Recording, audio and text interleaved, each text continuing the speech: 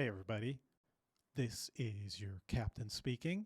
And the next 6 weeks have some of the most powerful, kick ass astrological energies of this year. And I want to help you work with these energies. I want to help you catch some awesome waves. You know what I'm saying? I want you to surf these energies and not get swept away by them. You know what I'm saying? And so, if this is the kind of thing you're interested in, please hit that like button and consider subscribing. We go on awesome adventures here on my channel and try to catch the most awesome waves. And that's what I'm all about. And since these next 6 weeks are so kick ass, just want to let you know that I'm offering a promotional discount on my consultations. And all you need to do is make sure you're signed up for my email list. There's going to be a link down below. If you're not already on my email list, just sign up. You're going to get an email that will offer you access to my promotional calendar. So please sign up for my email list. There's so much awesomeness to be had, and I'd love to help you out with your astrological quest in the next 6 weeks. And so, having said that, let's just dive right in. This is eclipse season, everybody. And I'm not sure if you're aware, but there is a solar eclipse happening this Saturday. This Saturday, October 14th. It might be Sunday in other parts of the world, but it's you can see here on the screen the chart for October 14th here in local Columbia time, and it's right at midday here. And this happens to be one of the places on the planet where you can see this solar eclipse, which is going to be an annular solar eclipse. It's going to be visible through parts of North America, kind of stretching from Oregon across the Southwest and then down through Texas, and then it goes through Central America, winds up down here in South America, crosses Colombia and Brazil.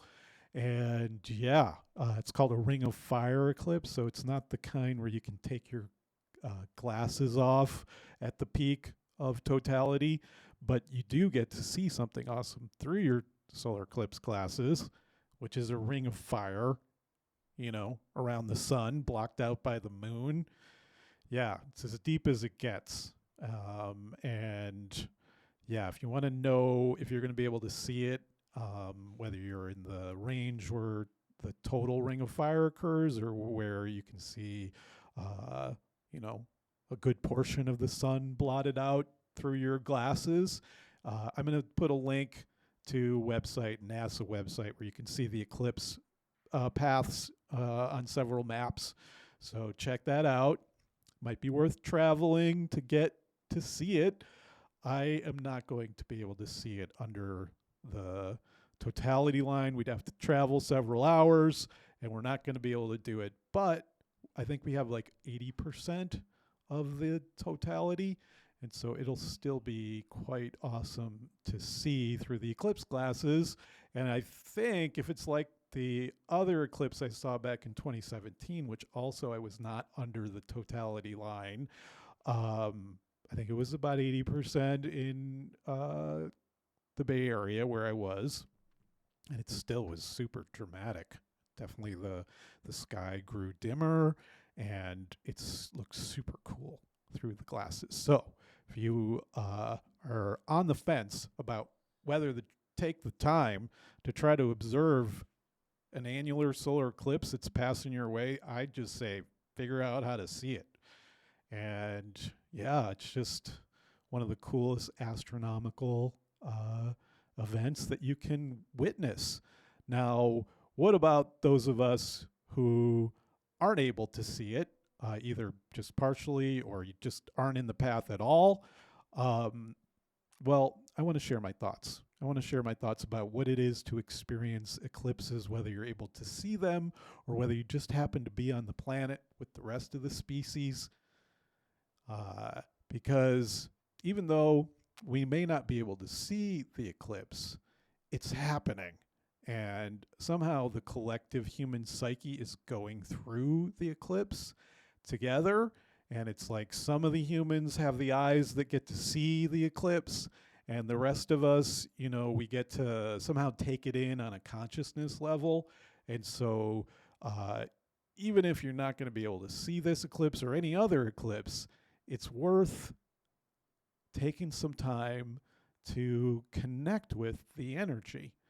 And, I didn't follow eclipses super closely in the early part of my astrological path. I was aware of them, but I didn't like really try to focus on the what is basically, depending on how you calculate it, it's like 2 eclipses twice a year usually.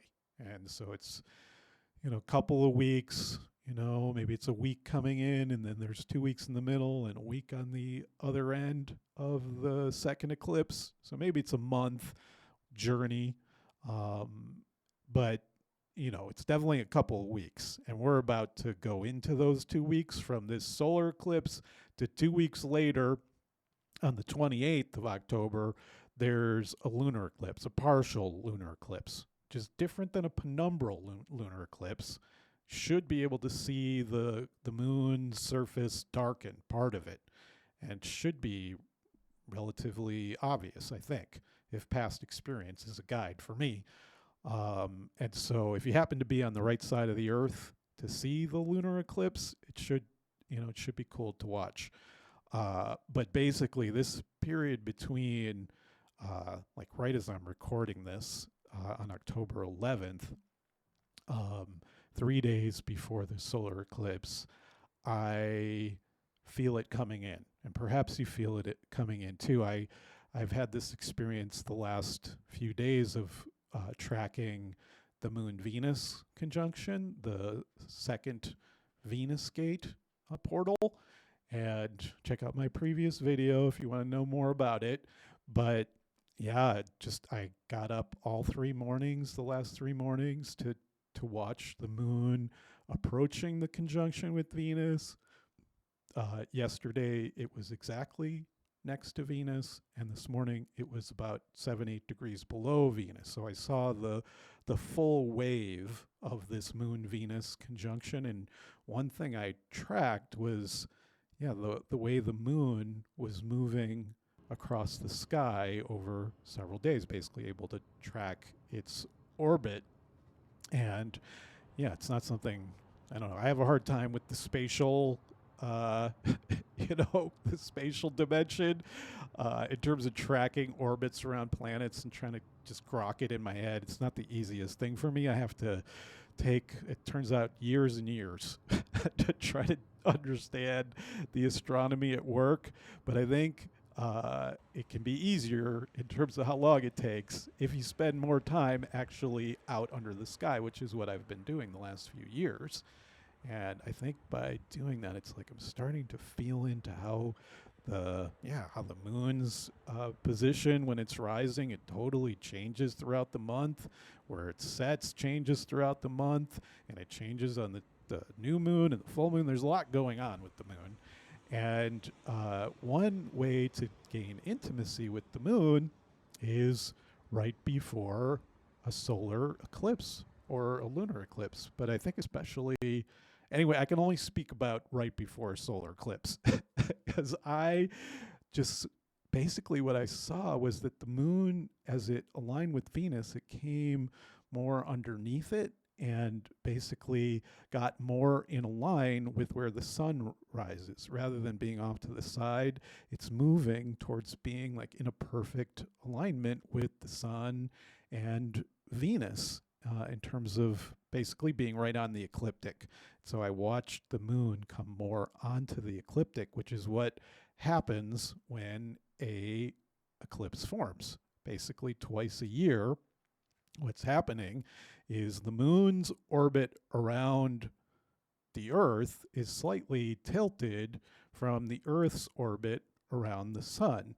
And so the moon is usually not on the same plane as the other planets. It's tilted.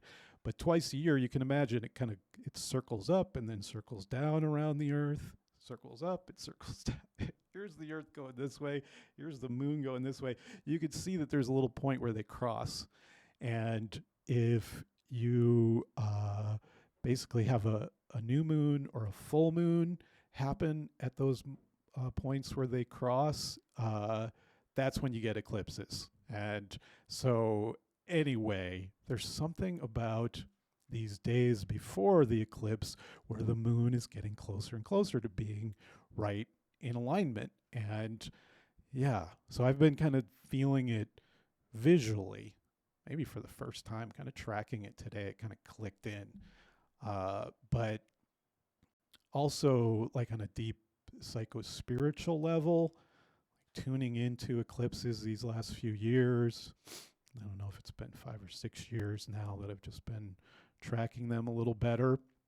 But yeah, I just have come to understand that there's something really deep and profound about eclipse season twice a year, where it's like the mystery of the sun and the moon come into alignment in such a way that inspires awe and a sense of profound meaning.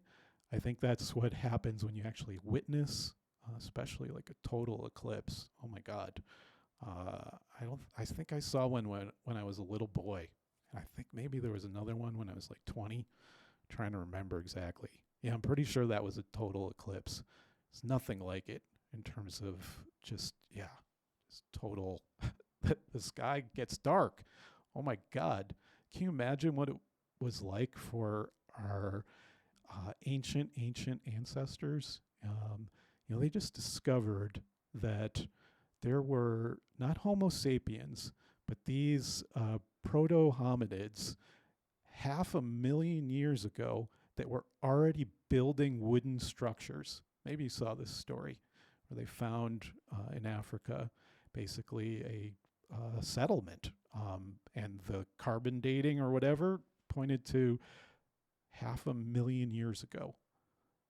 These proto-humans were building homes. They settled down.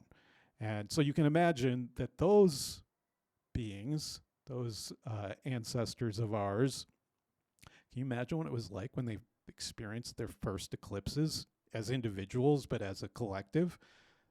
I think that's part of the insight into eclipses, is just kind of trying to go back in time, before modern science, before, even, the whole last 2,000-3,000 years where humans are really paying attention to eclipses for a long time.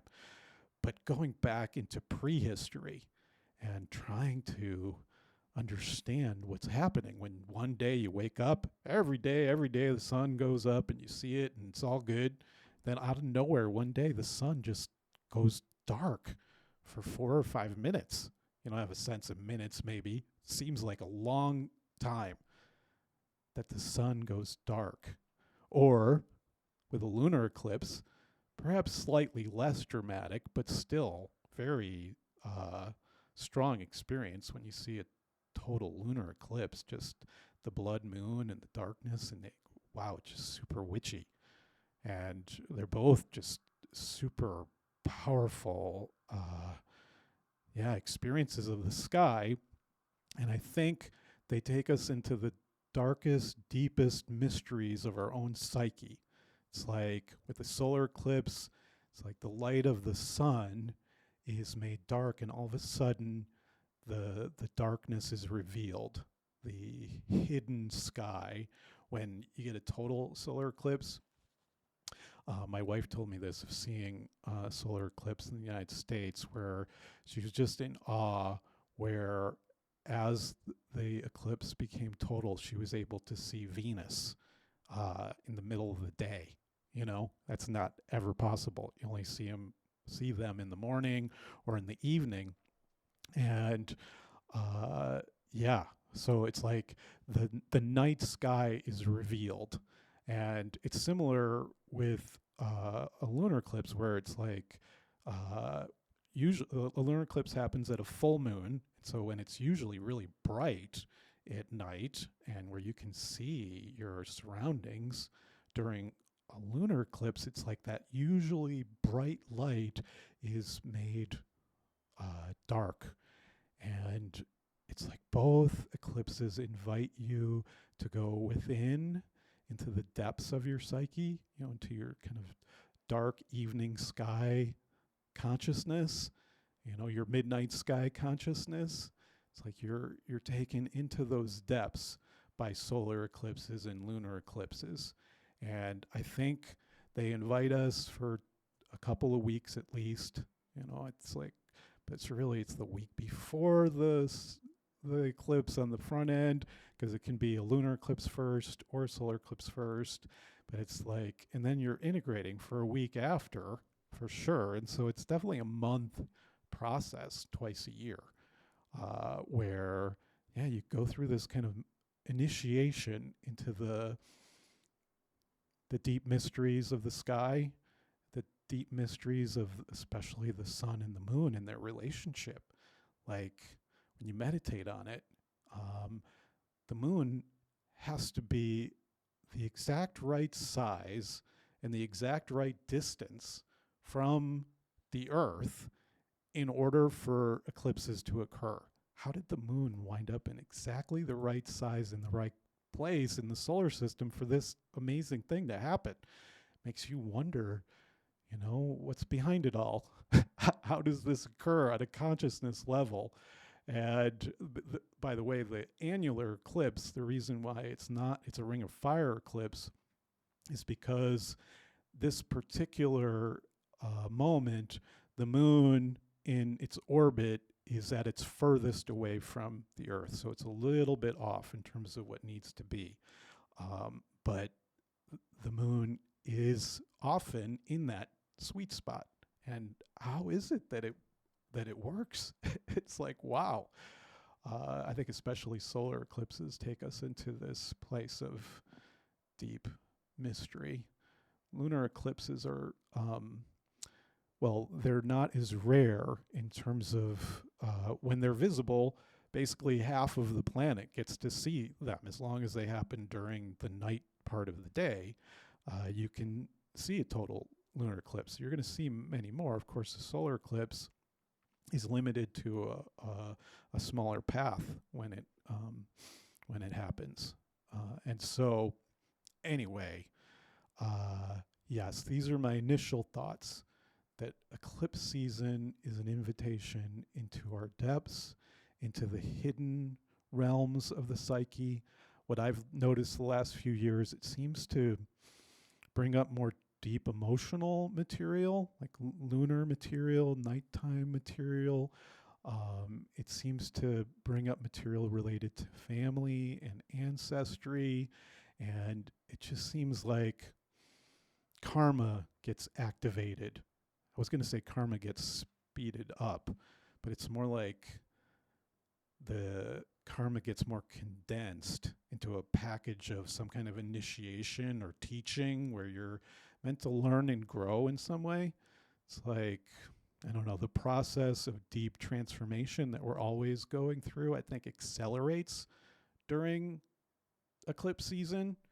And so I think we're invited to kind of slow down and honor this time, honor that the deeper mysteries of it all are being revealed, and to take time to witness and integrate and work with those hidden mysteries.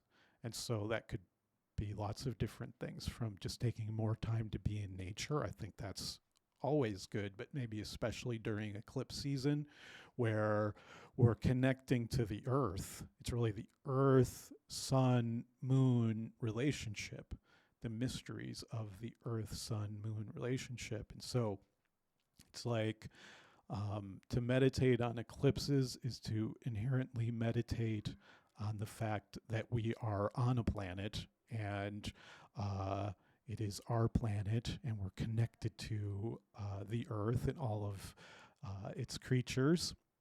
And so, yes, taking the time to feel into and breathe into deeper connection and contact with the earth to hold and ground you through this eclipse portal that we're traveling through. Uh, and so, yeah, taking time to meditate, taking time to journal, I think would be a fantastic practice. Taking time to just be receptive to the initiation of the next couple weeks, where, yeah, you're going to go on your own eclipse journey, and you need to be patient with yourself. You have to trust the process. You have to be available to whatever the eclipses want to teach you. And so it's like, if you set the intention, I'm going to pay attention to these eclipses, whether I can see them or not. I'm going to acknowledge that they're happening here on Earth and that they represent one of the great mysteries of astronomy, and all of our ancient ancestors who pondered on the nature of eclipses and tried to figure them out, on the scale of Stonehenge is, a more relatively recent experiment with eclipse prediction. But going back, even further, and just trying to get into your deepest ancestral animal body and feeling into what is this eclipse thing about for me this year. And yeah, all kinds of levels of meditation could happen. If it happens to be like this solar eclipse, if you can travel to see it, like it's going right through Albuquerque, it's going through the Yucatan, it's, there's lots of places where it's going to be visible.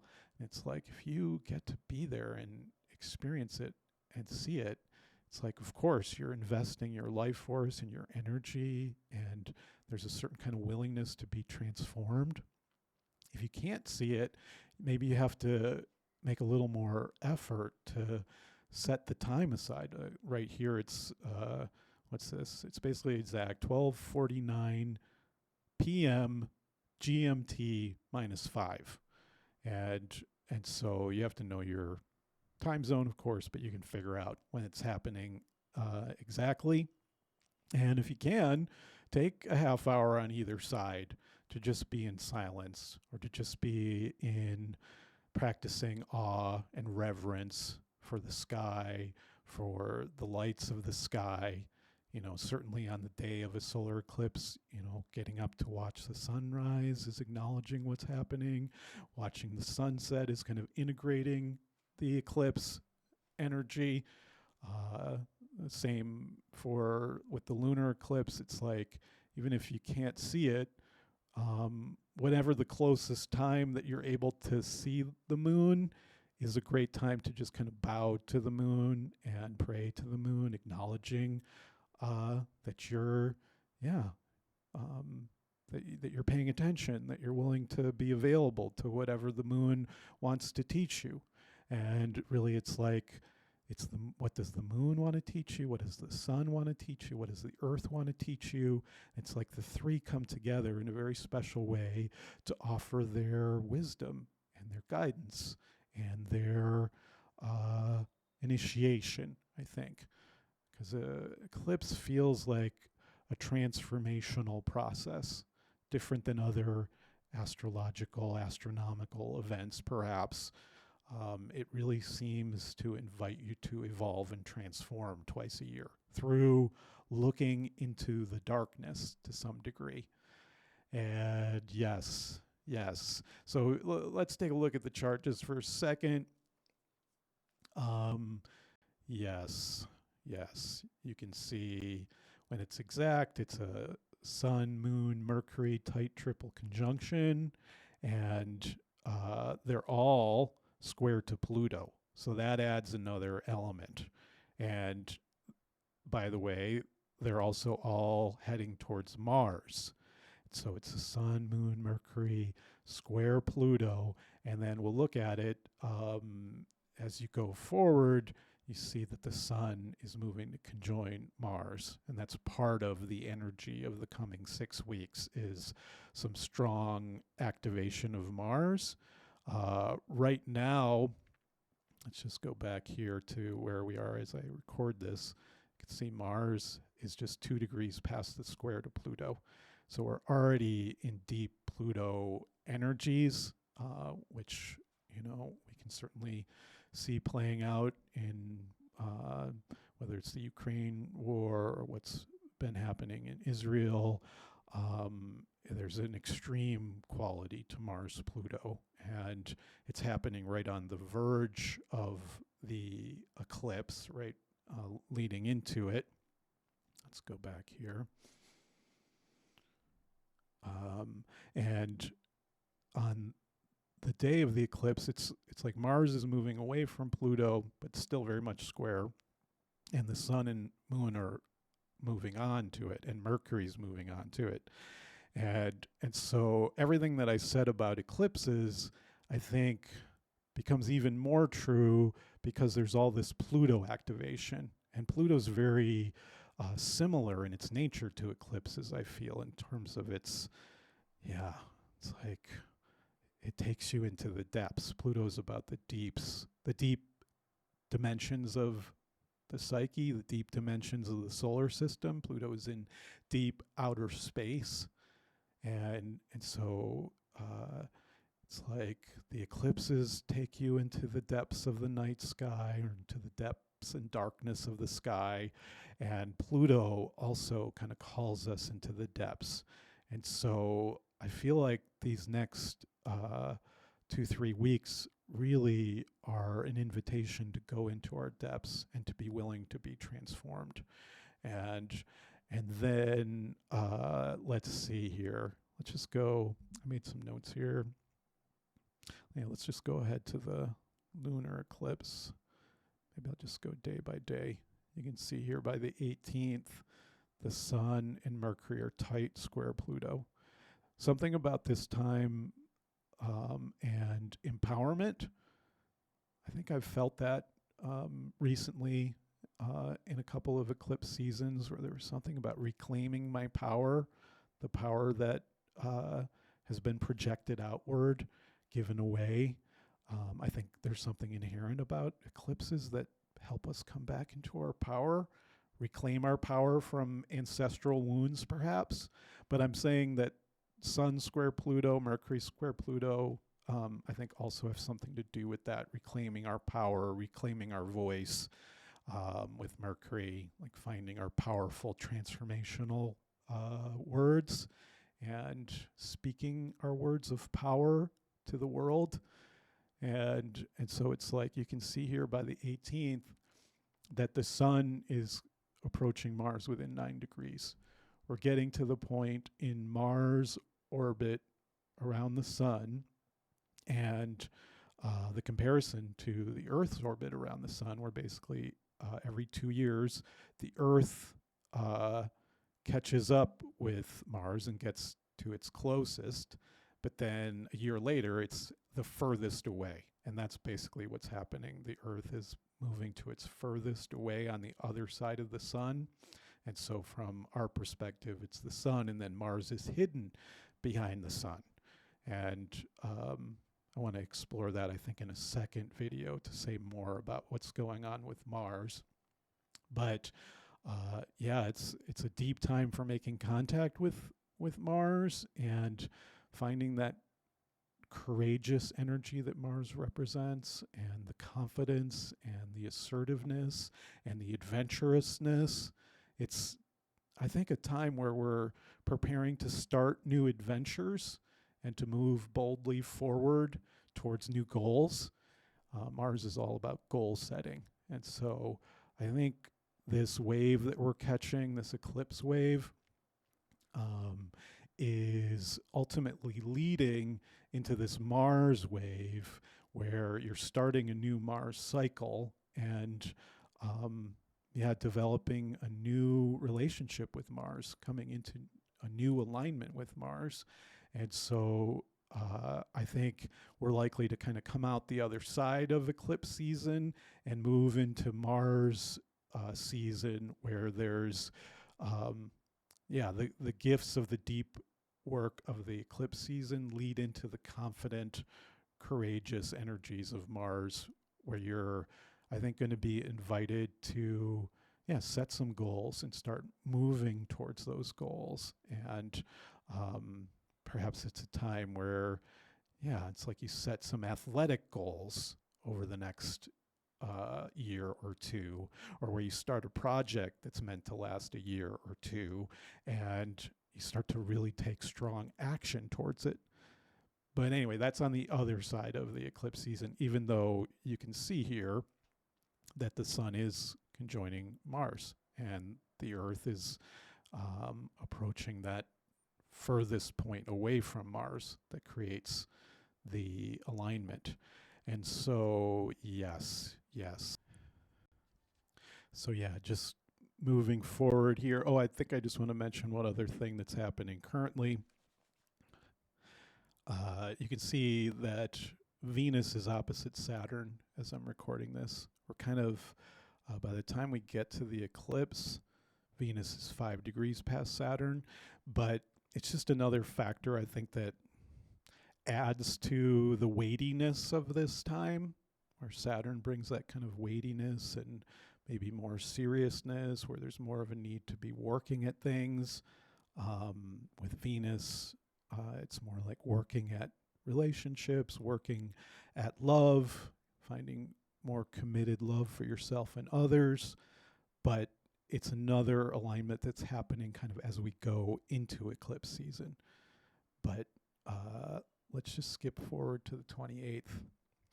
Here you can see that this lunar eclipse has something really unique about it. And basically, it's that the eclipse, the lunar full moon, will be right next to Jupiter, which is a very interesting thing to reflect on. And that moon Jupiter conjunction, where you're going to see the moon darken if you're able to see it in your part of the world. And basically, right next to it, you'll be able to see Jupiter. And Jupiter will be at its brightest point in the year. And actually, it's when the Earth is closest to Jupiter. So the Earth is going to be on one side of the sun, closest in its orbit to Jupiter for the year. At the same time, Mars is opposite Jupiter. Mercury, Mars, and the sun all opposite the moon and Jupiter. Mercury, Mars, the sun, all opposite the moon and Jupiter. And it's happening, yeah, it's a lunar eclipse, a partial lunar eclipse. And so as we get to the lunar eclipse, it's a really different energy. The sun and Mercury are not square Pluto. Mars is not square Pluto, although it is Scorpio season by then. And so Scorpio has that Plutonic quality. It's definitely another reason why this eclipse season is particularly potent, is that it does move into Scorpio. But on the other hand, by the time we get to the eclipse, the Mars energy is super potent. It's Mars and Mercury opposite Jupiter. And that is so great for like coming into your confidence, as I was saying with Sun Mars, but with Mercury, it's like your confident communication ability, your confident voice. And it's opposite Jupiter, which grants it success and abundance and a kind of positive attitude. And then the moon's on there. Okay. So it's like there's so much going on here. To unpack briefly, on the one hand, you got Mars exactly opposite Jupiter, which is like typically those two coming together has even more confidence and a sense of adventurousness and a willingness to kind of confidently move towards higher ground where you can see larger possibilities. And you see it when, yeah, people just feel more high energy. And so it's a high energy eclipse season. And by the time we get to the lunar eclipse on the 28th, it's like super high energy. A full moon is inherently high energy. That's one thing that's different from a solar eclipse, which happens at a new moon, which typically is a kind of quieter energy. And maybe in that sense, solar eclipses are even more internal. Where a lunar eclipse is happening at a full moon, which tends to be just like really peak energy for the month. And even though, yeah, it's a full moon going dark, and it takes it to a super deep, profound place. But it's still a full moon with its strong energy. And this full moon is happening on Jupiter, Mars, Mercury, all included. And it just, I don't know. It's a peak moment for energy of the year, I would say. And it just kind of keeps flowing after this. And I want to talk about it more in the next video, because what you can see happening here right afterwards is the Mars and Mercury conjunction starts to oppose Uranus. And so basically, we've had this ongoing alignment starting to come in here in the last months of a Jupiter Uranus conjunction, a once in 13-year Jupiter Uranus conjunction. I would check out a previous video on that. But this is one of the big activations of the year of the Jupiter Uranus conjunction, even though they're pretty broad here, about 10 degrees. Earlier, they got as close as 8. They get exact next April, May, especially. Definitely want to be thinking about this energy for next April, May. But this is a strong activation of it in the earlier stages of it. And the Jupiter-Uranus conjunction has so much to do with peak experiences and breakthroughs and kind of elevating your timelines to higher possibilities. And it's so, I feel like as we get to the lunar eclipse, there's going to be this kind of activation of the Jupiter-Uranus breakthrough quantum leap energy. And with the moon right on it, I want to say something more about this in a future video, just thinking about especially the moon-Jupiter conjunctions each month, what we've started calling the Jupiter gates, kind of parallel to the Venus gates, and how we're initiated into the heights of the sky by the moon-Jupiter gates. They take us up. And so I think this is going to be a part of the year where we're really moving up. Mars and Mercury will then oppose Uranus. And just a quick preview here where we're going to start off in the next video. Let's just take a look at what's going on November 3rd, everybody. Check this out. Super complex. That's why I'm going to have to break it down in the next video. You can see there's so much going on here in this chart. But there's 2 grand trines and 2 kites. And you can almost see a Star of David pattern in here. It doesn't quite form, but it's like, wow, you've got, on that particular day, it's a Venus, Uranus, Pluto grand trine. The outer planet, very rare, Uranus trine Pluto has started to come in this year. And it's creating this sweet spot over here in Virgo, where when the inner planets line up there, you get a grand trine, really special outer planet grand trine. And Neptune is exactly halfway between Uranus and Pluto. So you get Venus, in this case, opposite Neptune and forming what's called a kite. So you got a Venus, Uranus, Pluto grand trine with Venus opposite Neptune. And on that particular day, the moon moves into a sweet spot with Neptune and Mercury, forming another grand trine. And Mercury is exactly opposite Uranus. So Uranus sextile Neptune, Uranus sextile the moon. This is special. It means there's some really strong potential for, I don't know, at the very least, a lot of creative mental energy with Mercury so lit up. Oh my God, the potential for this to be a special moment for your mind to fly high like a kite. At the same time, your heart is opening in all the outer planet ways. It's being transformed by Pluto, awakened by Uranus, and brought into spiritual bliss by Neptune. Big alignment for love, I would say. I hope you're not going to be working too much on this day. You want to devote some time here to your own creative life and your love life and your artistic life. And so that's the preview of coming attractions for the next video. Now, I hope you found this helpful. If you liked the video, please remember to hit the like button. Love you to subscribe and join me here on the Starship Love as we cruise through time-space, catching awesome waves and riding them to higher timelines. And so, sending you all blessings, much love and light from Santa Marta, Colombia. Sign up for my email list if you want to get access to my promotion. Sending so much love, blessings.